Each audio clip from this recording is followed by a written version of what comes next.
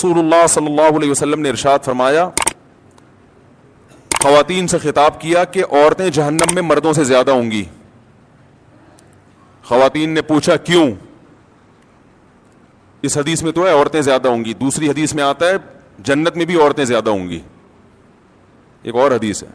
یہ میں اس لیے کہہ رہا ہوں کہ خواتین ڈر جاتی ہیں کہ ہم یہاں بھی وہاں بھی ہمیں دعا کر کھو، یہ کیا مذاق ہے؟ وجہ اس کی ہے کہ خواتین کی آبادی ہی زیادہ ہوگی، تو ظاہر ہے ادھر بھی زیادہ تو ادھر بھی زیادہ۔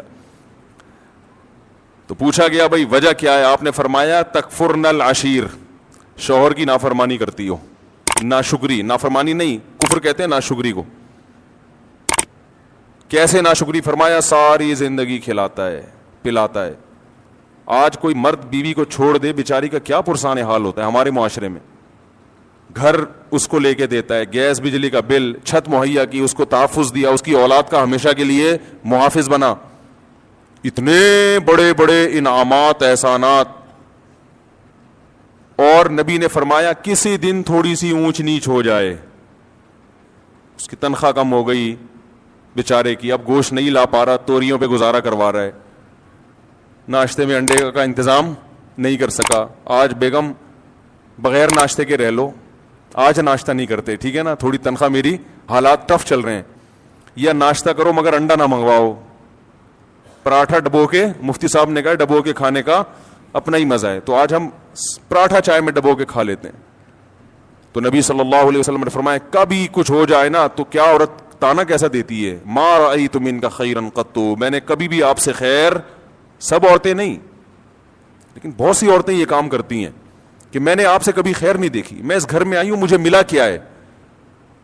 کتنا بڑا زندگی بھر کے ہمارے مسلم معاشرے میں تو مرد تو بہت زیادہ تحفظ دیتا ہے، کیسے باپ اپنی بیٹی کے لیے رشتے تلاش کر رہے ہوتے ہیں کیونکہ اچھا آدمی مل جائے، اور پھر طلاق سے ڈرتی بھی ہیں، کہتی ہیں طلاق دے کے مجھ پہ ظلم کر دیا، مجھے یہ کر دیا۔ طلاق دے کے کیا کیا؟ اس نے اپنے آپ سے جدا کر دیا نا، تو اب رو کیوں رہی ہو؟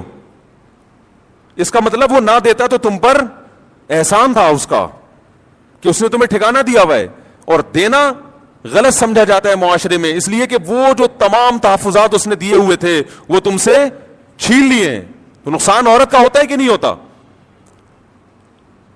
تو کتنی بڑی فضیلت ہے، لیکن نبی نے فرمایا کہ تکفرن العشیر، جو عشیر ہے نا ہمیشہ ساتھ رہتا ہے، تو اس کی ناشکری کرتی ہو۔ تو بھائی اس سے صاف پتہ چلتا ہے کہ جب کسی کی خدمات زیادہ ہوں، باپ اور ماں کا بھی یہی حکم ہے، ابا کو برداشت کرنے کا حکم ہے کہ نہیں ہے؟ آپ کے والد صاحب اگر آپ جے یو آئی میں اور ابا پی ٹی آئی کی تعریفیں شروع کر دیں عمران خان کی، ابا کو بولو گے ابا آپ میرے دل سے اتر گئے؟ بولو گے؟ بولو نا بھائی۔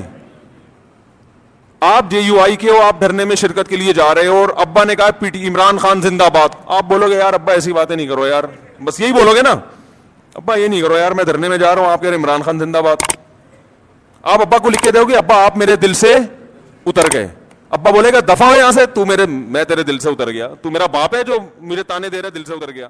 دوستو اس طرح کے اچھے بیانات سننے کے لیے ہمارے چینل کو سبسکرائب کرو اور ساتھ بیل کا آئیکن پریس کر کے آل سلیکٹ کرو۔ شکریہ، پھر ملیں گے نیکسٹ ویڈیو میں۔ اللہ حافظ۔